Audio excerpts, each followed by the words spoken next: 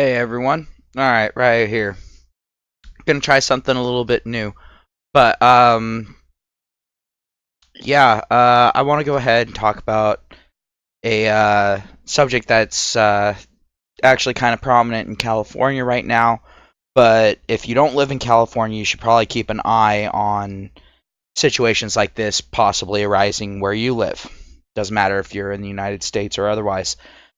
But for those who don't know, in California, next year, they're actually going to be reducing the penalty for purposefully and knowingly transferring HIV to another person, so infecting another person with HIV,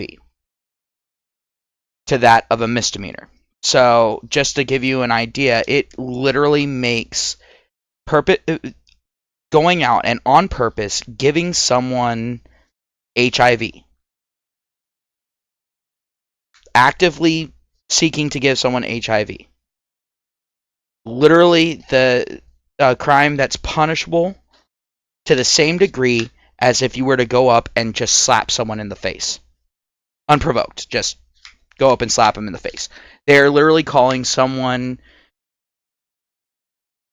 purposely giving someone else HIV equivalent to a slap in the face. And what's their reason for doing this, you might ask?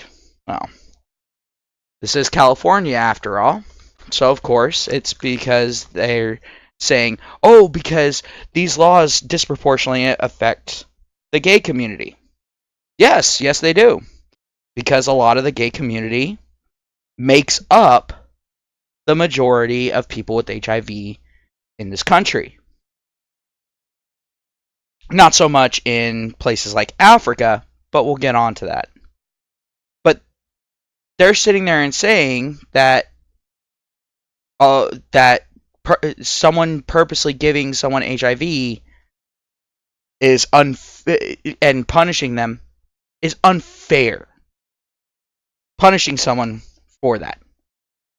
No, it's not. And it's a lifelong illness. They're saying, well, it's not the death sentence that it used to be. Okay, so if I go up and I stab someone, does that mean that I'm not going to jail for aggravated assault? How about, are we reducing aggravated assault with a deadly weapon to a misdemeanor? No? What if I was to go out and shoot someone? I mean, we've had advances in medicine, and, being shot by a bullet, it's not like in the old days where you got shot by a bullet or stabbed with a knife, and then you would get an infection and then die from said infection, or bleed out because there wasn't clean blood to give you a transfusion. I mean, technology in medicine has made all these advances, right? So why don't we go ahead and reduce those to a misdemeanor? Do you see where I'm coming from here? Now, as someone who actually has some schooling in the medical field, and who is actually familiar with HIV, I've had a couple friends that have had HIV, and surprise, surprise, they're dead.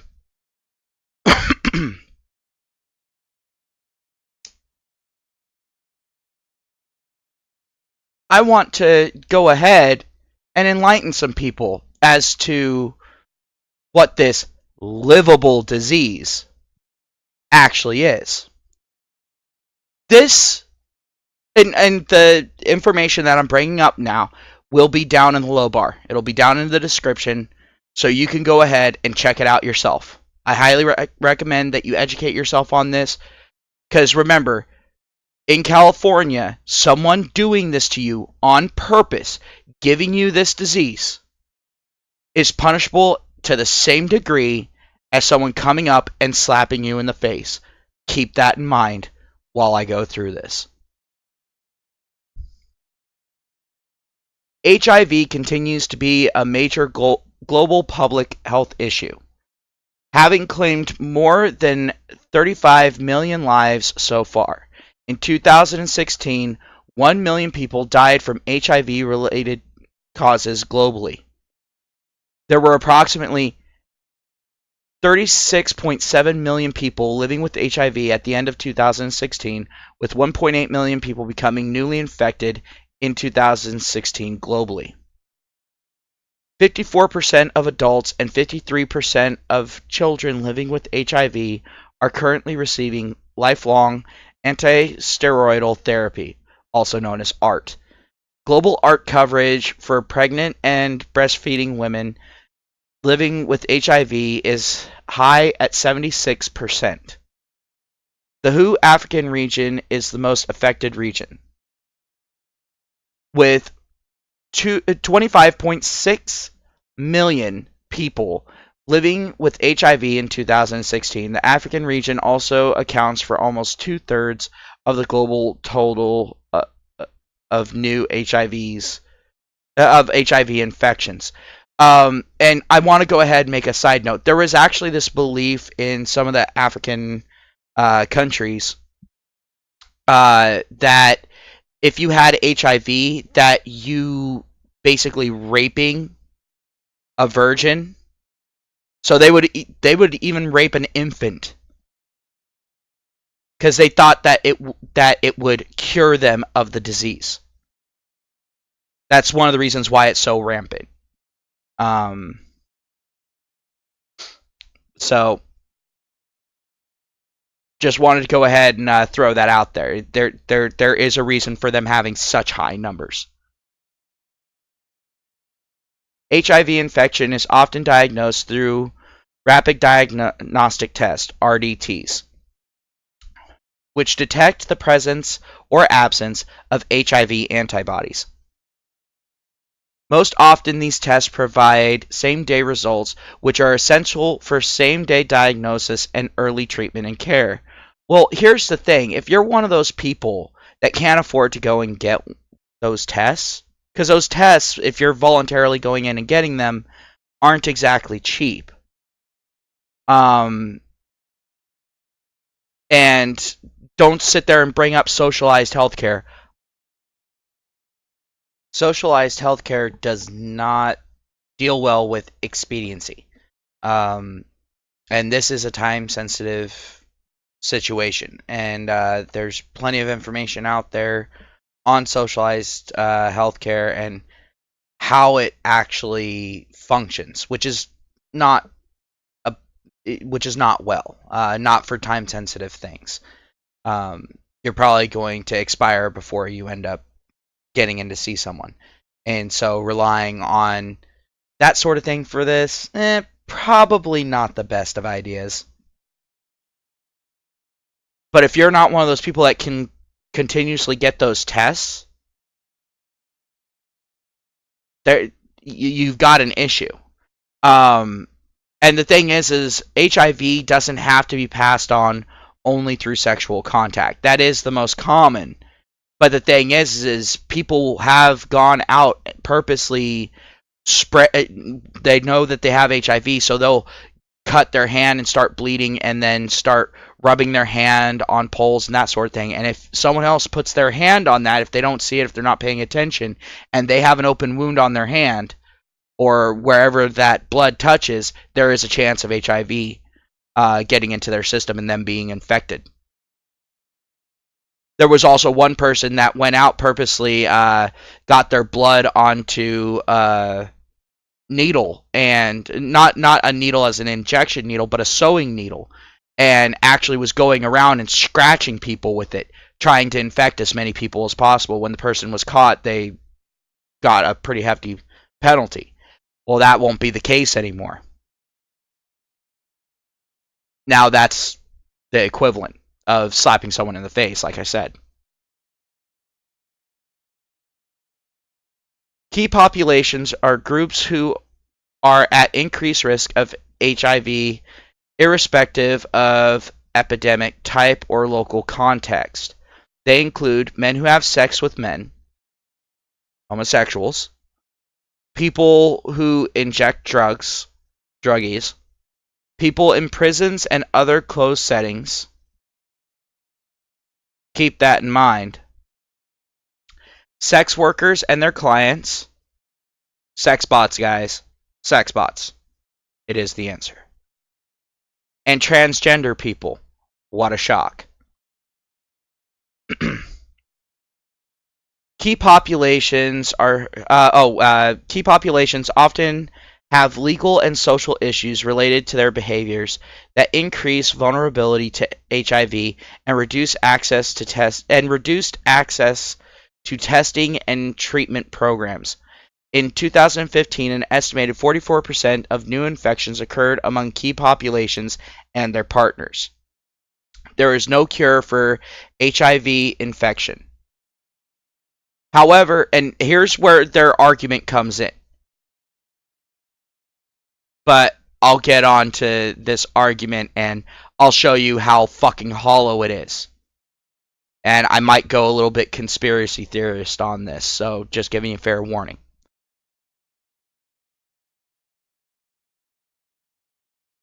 However, effective ARV,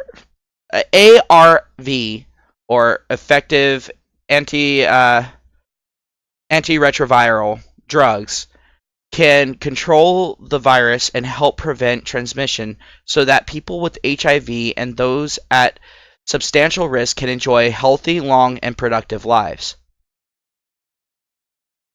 Well, not necessarily healthy, because they do have a terminal illness. But as far as the productive, yeah, not by choice. Again, we'll cover that. It is estimated that currently only 70% of people with HIV know their status.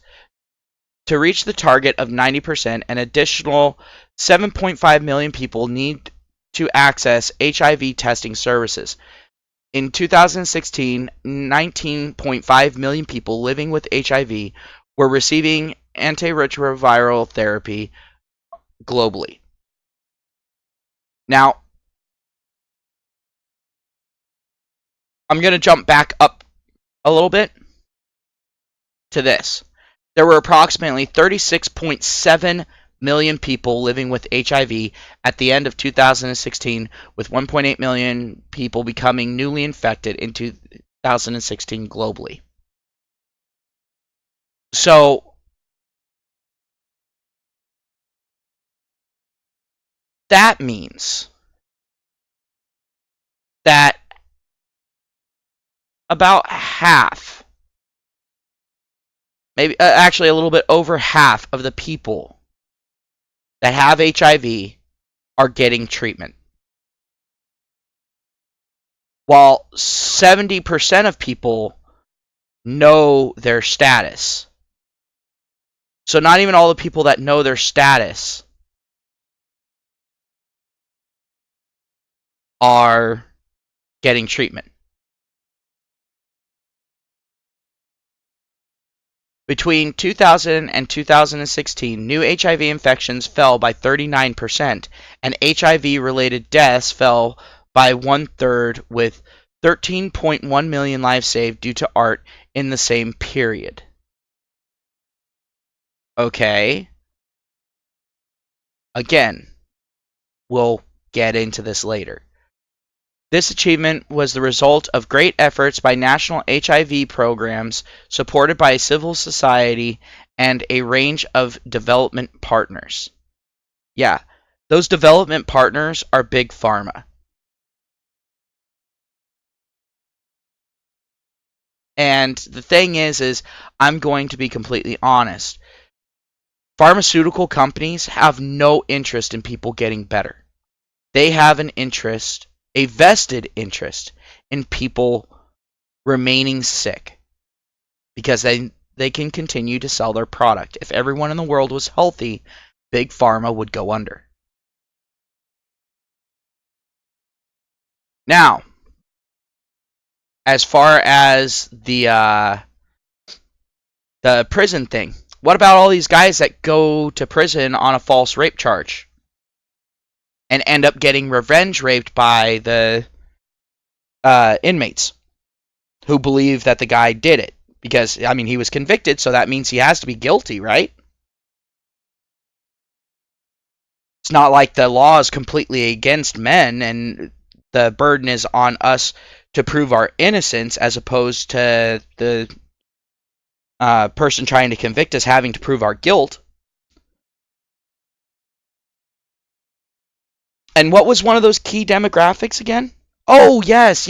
Men who have sex with other men. Doesn't say willing sex, does it? So there are innocent men being forced into two of those demographics. Now, let's go ahead and see how livable this situation really fucking is. And I'm not going to go into all of the effects and so on and so forth of the drugs and all that. I'm not going to do that.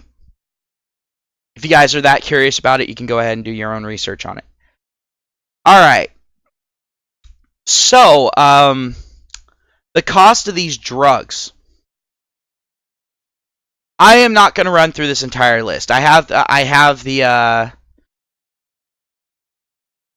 I have the link down in the description. You can go ahead and take a look. So you can go ahead and double check me. I'm going to look really quick. I'm going to scan through. Let's see.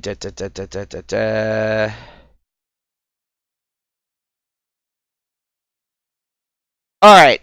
The cheapest medication on here is $246.84 for a 1 month supply. And that's just for a booster. So it's not going to solve the problem in and of itself. It's there to be basically kind of a helping hand to the main drugs. As far as the main drugs are concerned, you're looking at the cheapest being anywhere from $324 to $429 for a 1 month supply. That's a month's worth of rent. But the thing is that cheap one is only one part of a regimen. You are going to be taking multiple drugs. If you're looking for combination drugs, the cheapest combination of those drugs, which are NRTIs, the cheapest combination you're going to get is $877 to $931 per month.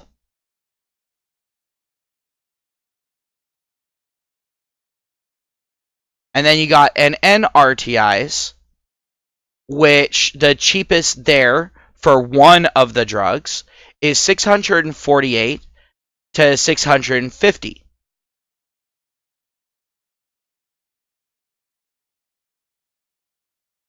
For those who can't take the nucleoside reverse drugs.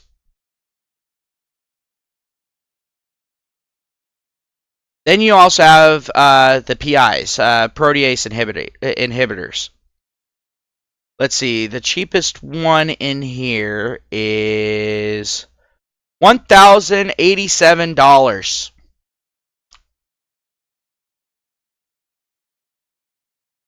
Yeah. And that's taking 5 milliliters twice a day, and that's for a 300 milliliter system. So, yeah.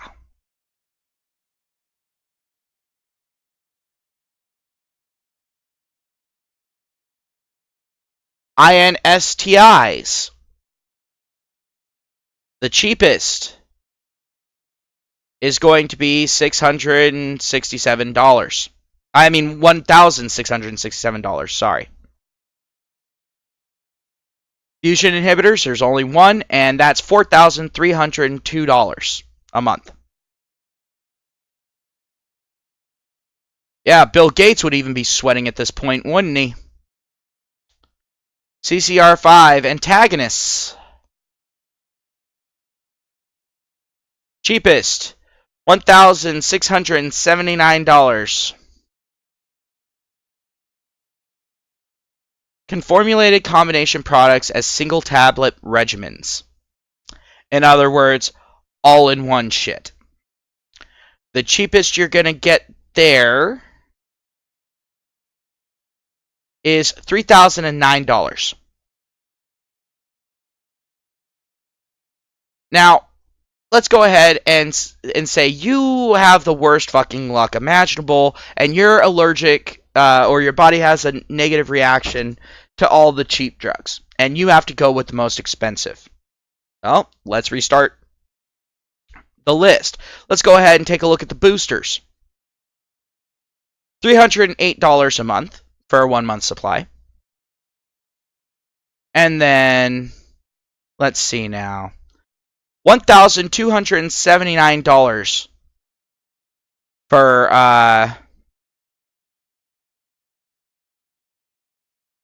oh god, I am not trying to pronounce that. Fuck that. It's too late at night. I'm recording this at 3:44 in the morning, guys.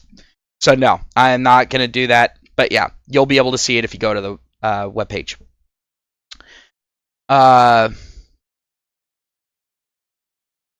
For the NTRIs,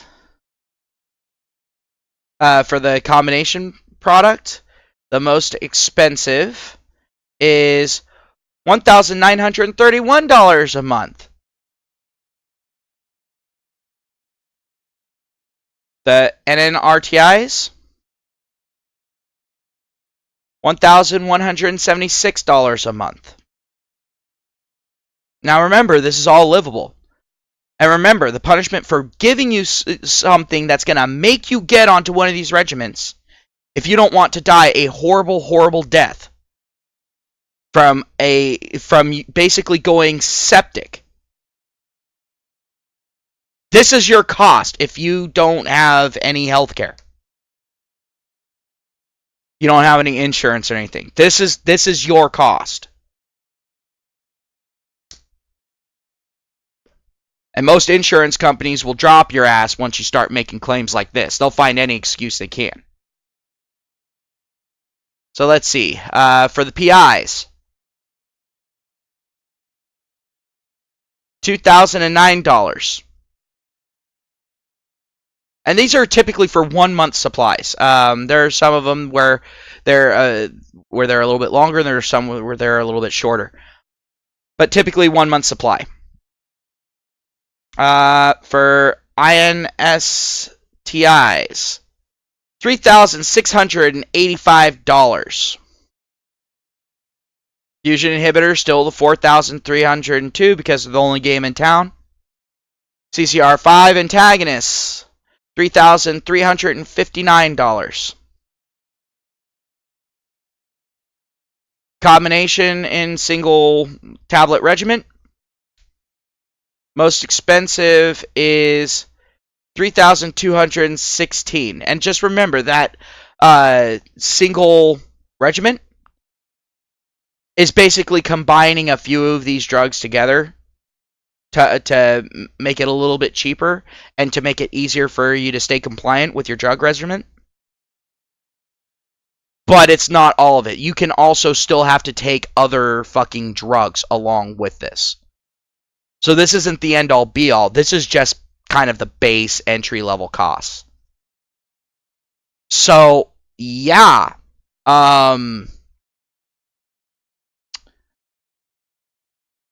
So, long, healthy, productive lives. Yeah, they have to be productive. Why? Because as soon as they stop being productive, they die.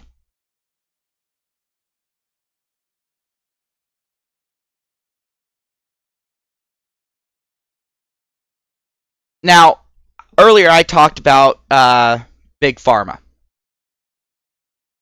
and how they have a vested interest in us not being healthy. I'm kind of curious if Big Pharma didn't throw a little bit of money toward getting this law pushed through.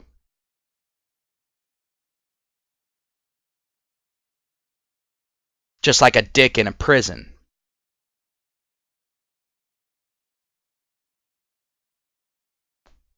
I'm really curious to see where all those donations came from to the groups that got this pushed through. And Tucker Carlson, and I don't watch a lot of his shit, but I saw a video on YouTube where he was discussing with someone, and he brought up a good point. A healthcare worker who continuously calls someone by their biological gender, not the gender that they've convinced themselves that they are, being contrary to reality, and part of a nurse's job when working with older patients is to help them keep a grasp on reality.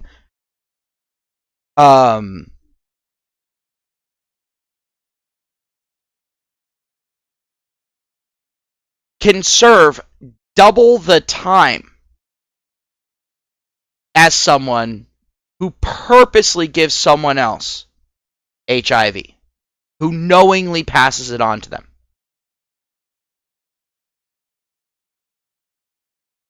I want you to stop, sit back in your chair, or just stop walking. If you're listening to me while doing that, stop walking. Of course, it's safe. But just stop. And I want you to absorb that thought.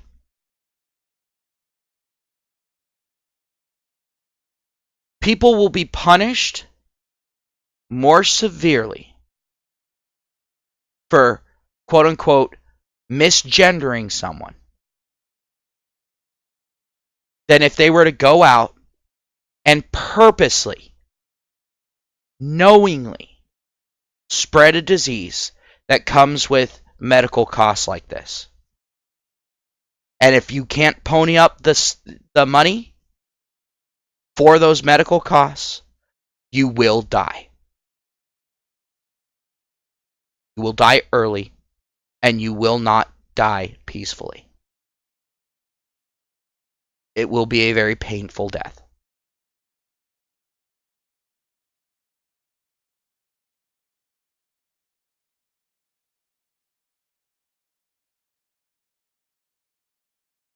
Just to put this into perspective for you.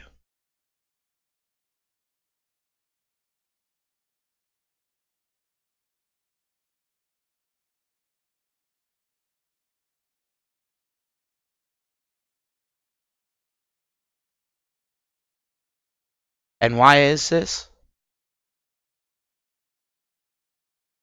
To protect the gay community from, quote-unquote, being demonized. They're not being demonized. A very large portion of their population has an exceedingly expensive, life-threatening disease running rampant.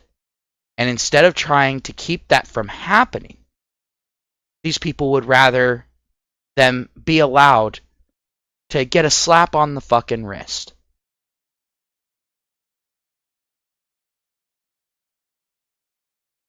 And I want to go ahead and bring up this point. Let's say someone who has HIV goes out and does this and gets caught, then gets arrested, and then goes into prison.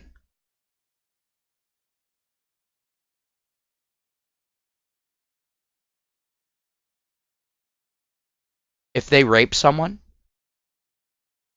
or if they themselves are raped, they will then spread that disease in there. There's already HIV in prisons. Let's be completely honest. But another vector of infection doesn't help.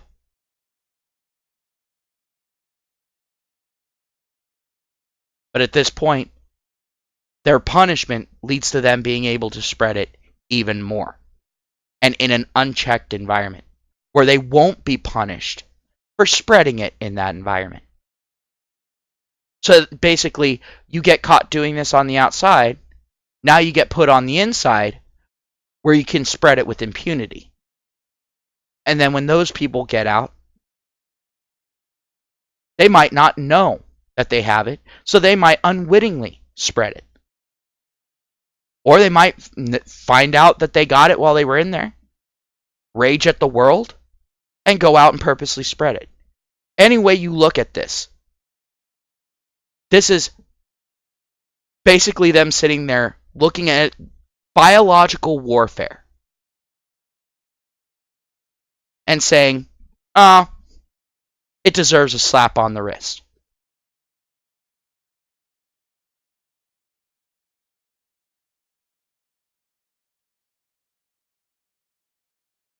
Now, I don't care what your view of the gay community is. I don't care what your religious views are.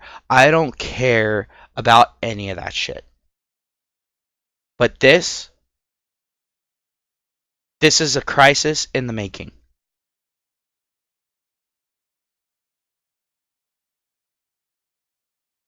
And let me go ahead and tug on the heartstrings here. Let me go ahead and go to a dark place where any parent's mind should go at this point. What if someone was to purposely spread HIV to my young daughter? And then she has to live the rest of her life with that. That's not fair to her, and it sure as hell isn't right that the person would only get 6 months for it.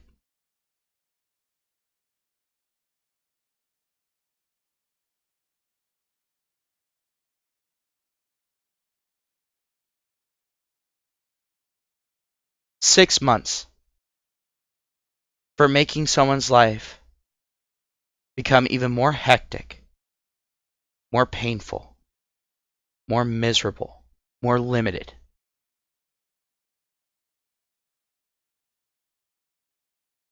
And it's not viewed as even as bad as misgendering a person.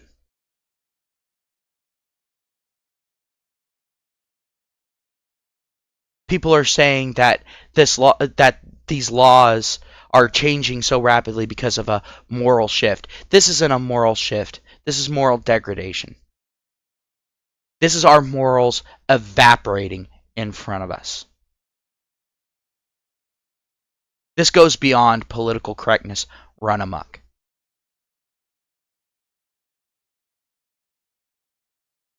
California just okayed biological warfare to be unleashed on our population.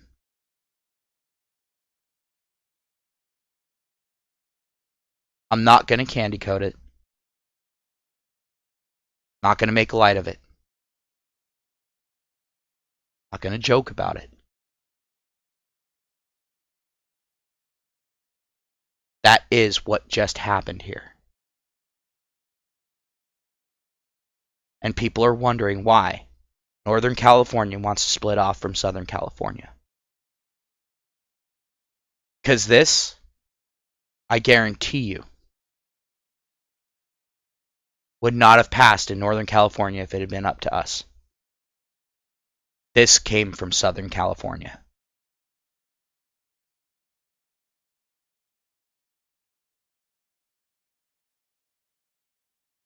Sorry for having a downer video, guys, but I needed to get this one off my chest.